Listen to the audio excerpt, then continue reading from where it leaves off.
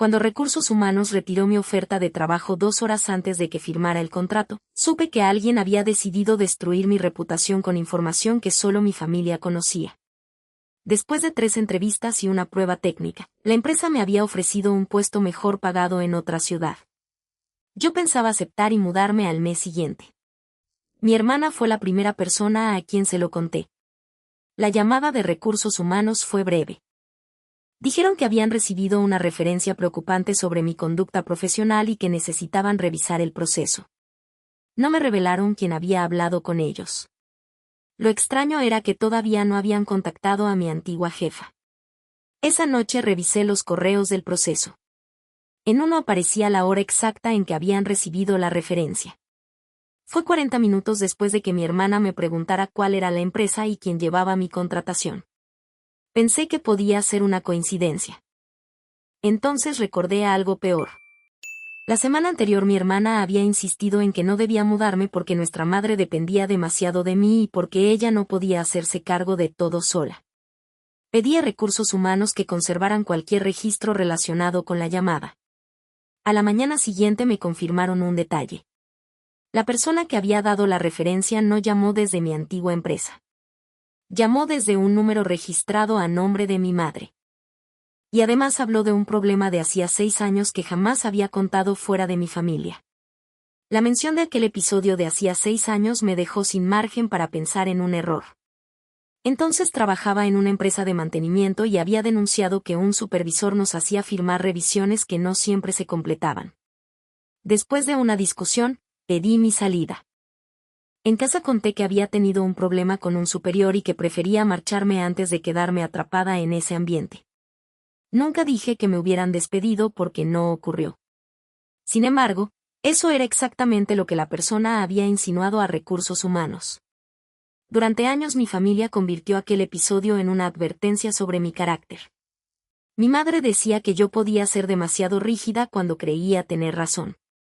Mi hermana repetía que a veces arruinaba oportunidades por no saber ceder.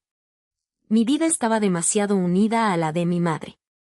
Vivíamos cerca y yo la acompañaba a citas, hacía compras, resolvía trámites y pasaba por su casa varias veces por semana. Mi hermana también vivía cerca, pero tenía 2 hijos y siempre decía que sus horarios eran imposibles.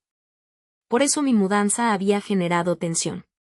La nueva empresa estaba a casi 4 horas. El salario me permitiría empezar de nuevo, pero significaba que ya no podría aparecer cada vez que mi madre necesitara algo.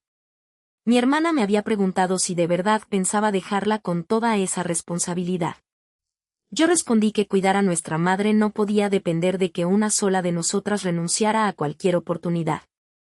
A partir de ahí empezó a insistir. Primero preguntó cuánto me pagarían.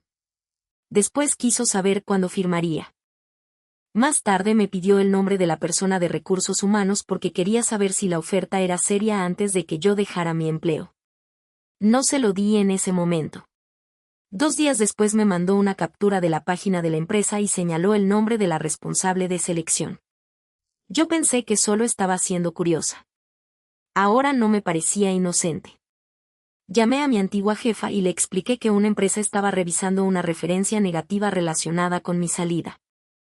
Ella confirmó que conservaba mi expediente y que no constaba ningún despido. También recordó el incidente.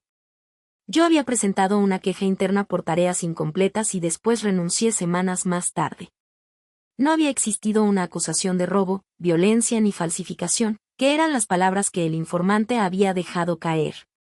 Pedí una constancia laboral con mis fechas y forma de salida. Mi madre me llamó esa tarde. Dijo que no entendía por qué su número aparecía involucrado y que podía haber sido utilizado sin que ella lo supiera. Su reacción me hizo pensar en mi hermana, que visitaba su casa casi todos los días y conocía el código del teléfono. Le pregunté si había estado allí la mañana de la llamada. Mi madre respondió que sí. Eso parecía cerrar demasiado fácil el círculo. Cuando hablé con mi hermana, negó haber llamado. Admitió que no quería que me mudara, pero sostuvo que jamás arriesgaría mi trabajo. También dijo que buscó la empresa para entender cuánto cambiaría mi vida si aceptaba. No le creí. Le pregunté por el episodio de hacía 6 años. Recordaba los mismos detalles que mi madre y añadió algo importante. Según ella, quien siempre decía que yo había sido prácticamente despedida era nuestra madre. Busqué mensajes antiguos. Encontré uno de mi madre, enviado tras mi renuncia, donde decía que esperaba que yo aprendiera a no enfrentarme a superiores porque algún día podía quedarme sin trabajo. No demostraba nada sobre la llamada actual. Pero mostraba que la versión que había llegado a recursos humanos no era nueva. Decidí reconstruir la mañana de la llamada. Mi madre tenía una cita médica temprano y mi hermana la acompañó. Regresaron a casa antes del mediodía. La referencia llegó poco después. Mi hermana me enseñó un recibo de compra de la hora aproximada de la llamada. La tienda estaba a 20 minutos de casa de mi madre. Podía haber salido antes o después, así que tampoco la descartaba. Entonces pedí a Recursos Humanos un dato que no revelara contenido confidencial. Quería saber cuánto había durado la llamada. Habían sido 17 minutos. La persona no se limitó a advertirles. Explicó mi historia laboral, habló de mi temperamento, describió mis obligaciones familiares y dijo que yo probablemente abandonaría el puesto si mi madre enfermaba. No parecía impulsivo. Era un intento de convencerlos de que contratarme era un riesgo. La frase sobre mi madre me golpeó. Mi hermana quería que yo me quedara, pero llevaba años quejándose de que toda la familia asumía que ella podía encargarse de los problemas cuando yo no estaba. Ella, en cambio, siempre reaccionaba mal cuando yo hablaba de mudarme. Antes dejé pasar una oferta en otra ciudad porque tuvo una crisis de ansiedad la semana en que debía decidir. Yo nunca había considerado que pudiera usar mi carrera para retenerme. No quería precipitarme. Pedí a Recursos Humanos que compararan la referencia con la documentación de mi antigua empresa y ofrecí autorizar cualquier verificación profesional legítima. Mientras esperaba, revisé mis procesos de selección del último año. Había 2 que terminaron de manera extraña. En uno llegué a la última entrevista y después dejaron de responder. En otro me dijeron que habían surgido dudas sobre mi disponibilidad para viajar, aunque yo nunca había puesto límites así. En ambos casos mi madre y mi hermana sabían que estaba buscando cambiar de trabajo. Contacté a las 2 empresas y expliqué que estaba revisando posibles referencias no autorizadas relacionadas con mi número familiar. La primera ya no conservaba notas. La segunda sí. La reclutadora recordó una llamada porque le pareció poco habitual que alguien cercano a una candidata quisiera advertir sobre sus responsabilidades familiares. Revisó su registro. El número anotado era el mismo que acababa de llamar a mi nueva empresa. El teléfono de mi madre no había intentado arruinarme una sola oportunidad. Llevaba casi un año apareciendo cada vez que yo estaba a punto de irme. Durante una hora miré aquellos registros sin saber qué me dolía más, si la posibilidad de que mi hermana estuviera detrás de todo o la idea de que mi madre hubiera participado. Necesitaba dejar de interpretar gestos y separar hechos. Pedí a la segunda reclutadora la fecha y la hora de la llamada antigua. Me confirmó que quien llamó mencionó una supuesta lesión de mi madre y mi obligación de acompañarla a terapias 3 veces por semana. Eso era falso. Mi madre nunca necesitó terapias así. La única vez que esa historia apareció fue cuando mi hermana intentó convencerme de rechazar un curso fuera de la ciudad. Había exagerado una molestia de rodilla y dijo que quizá nuestra madre necesitaría rehabilitación durante meses. Mi sospecha volvió a concentrarse en ella. Revisé cada proceso de selección que mi familia conoció ese último año. Eran 5. 3 terminaron antes de llegar a una oferta. 2 se cayeron justo cuando mudarme se volvió una posibilidad real. El teléfono de mi madre solo aparecía en esos 2. No intentaban impedir que cambiara de empleo. Intentaban impedir que me fuera. También revisé cómo mi hermana había obtenido los datos de las empresas. En el proceso actual yo compartí el nombre en el chat familiar.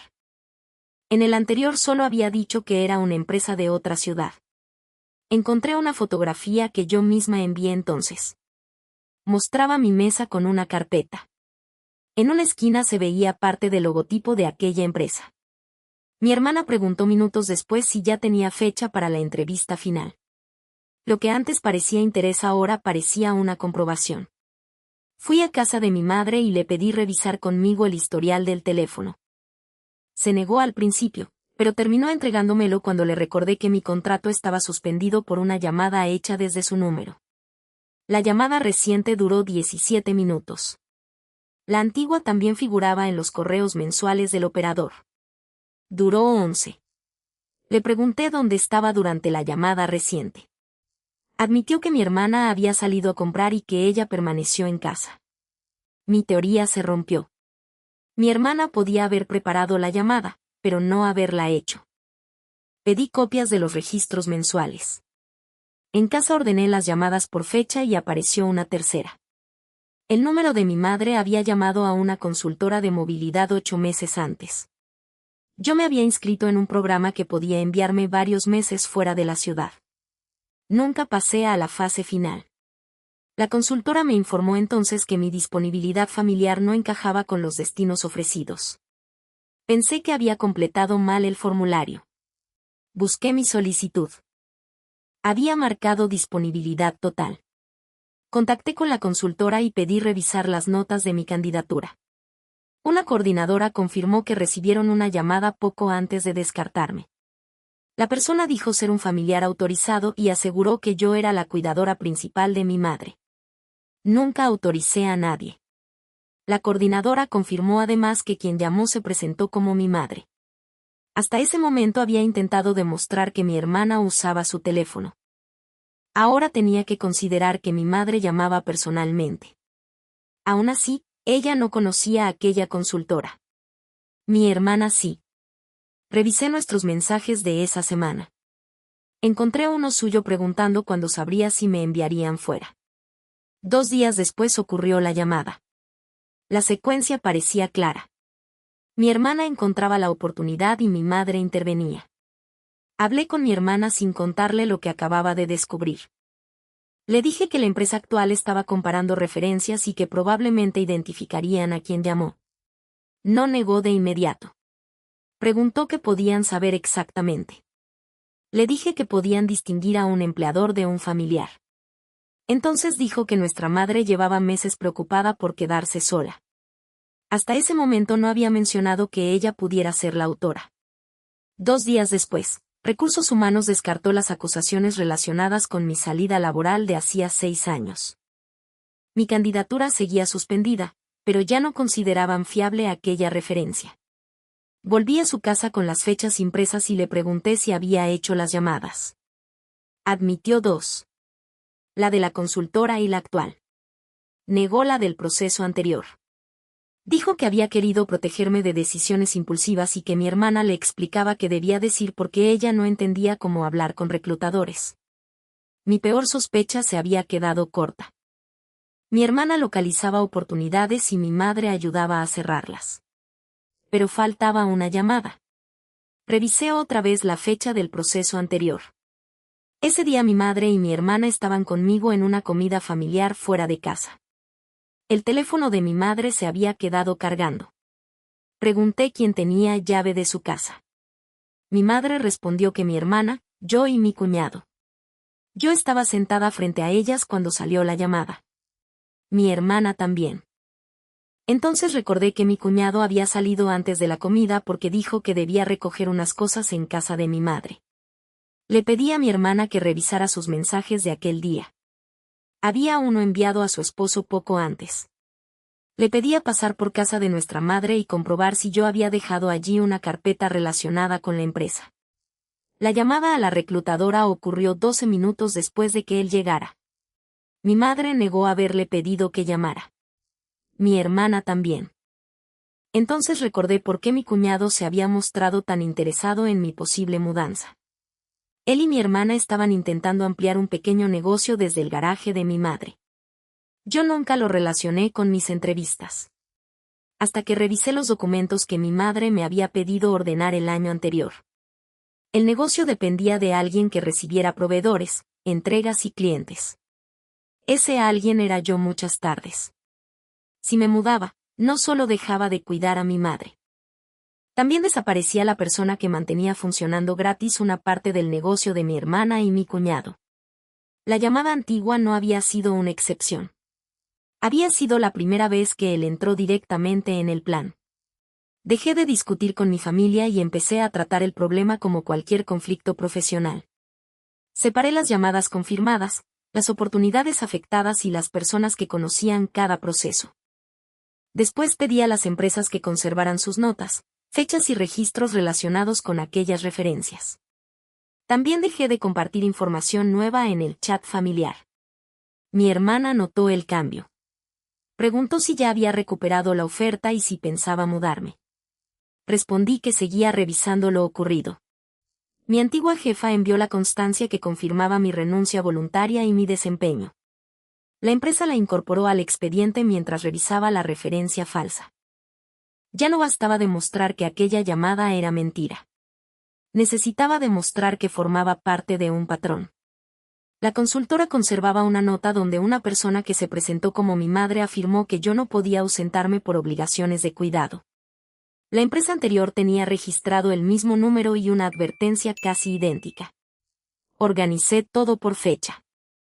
Mi familia conocía cada oportunidad poco antes de la llamada, y esta aparecía cuando surgía la posibilidad de que yo pasara semanas o meses fuera. Siempre exageraban la dependencia de mi madre. Mi madre aceptó hablar conmigo otra vez cuando entendió que ya no investigaba si había llamado, sino cuántas veces y por qué. Reconoció que mi hermana le había dicho que yo estaba tomando decisiones sin pensar en las consecuencias familiares. También admitió que le aseguró que las empresas agradecerían saber que yo podía abandonar un puesto si ella enfermaba. Mi madre no veía aquello como una mentira completa. Para ella era una advertencia preventiva. Le pregunté si entendía que había presentado su miedo como un hecho profesional. No respondió. Mi hermana llegó poco después. Mi madre la había llamado porque no quería seguir enfrentando sola la conversación. No fui a acusarla de sabotearme. Puse sobre la mesa una cronología con 3 oportunidades, los registros del teléfono, las notas de 2 reclutadoras y la constancia de mi antigua empresa. Mi hermana dejó de negarlo. Sostuvo que no había querido arruinar mi carrera y que solo intentaba evitar que nuestra madre quedara abandonada mientras yo perseguía trabajos que quizá no duraran. Mi cuñado apareció cuando ella le avisó. Hasta entonces pensé que solo había participado en aquella llamada. Pero al ver la cronología preguntó por una fecha concreta antes de que yo mencionara qué empresa correspondía a ese día. Eso confirmó que sabía más. No necesitaba forzarlo a admitir nada. Le pregunté cómo afectaría mi mudanza al negocio. Mi hermana dijo que podían reorganizarse y contratar ayuda. Le pedí calcular cuánto costaría reemplazar mis tareas gratis. La respuesta cambió el tono.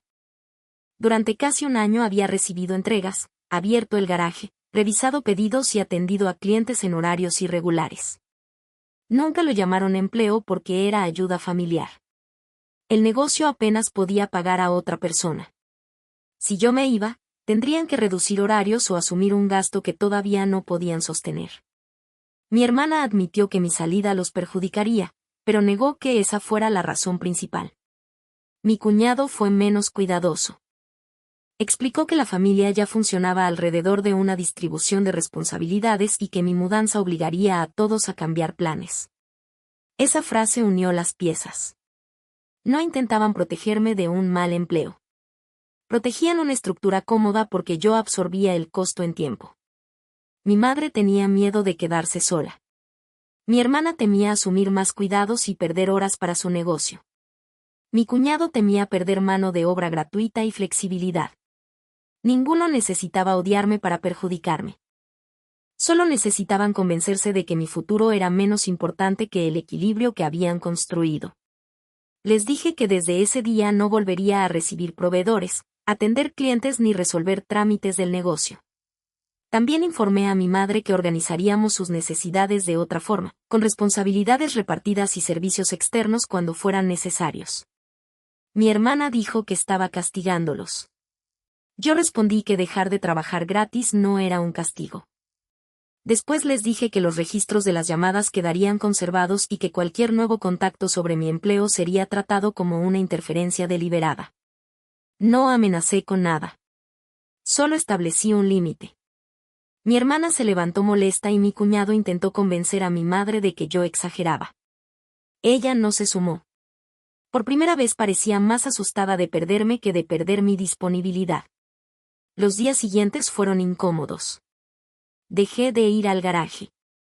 Mi hermana tuvo que cancelar 2 horarios de entrega y mi cuñado empezó a recibir proveedores antes de su jornada. No sentí satisfacción. Solo vi cuánto trabajo había estado escondido dentro de la palabra ayuda. La empresa me pidió una última reunión. Presenté la constancia de mi antigua jefa, las notas de las otras empresas y una declaración donde aclaraba que ningún familiar podía hablar en mi nombre. Recursos Humanos confirmó que la referencia negativa no tenía valor profesional verificable. Me dijeron que estaban preparados para reactivar la oferta si aceptaba una nueva fecha de incorporación. Por primera vez pensé que había terminado. Volví a casa de mi madre para explicarle que me mudaría. Ella lloró, pero no intentó detenerme.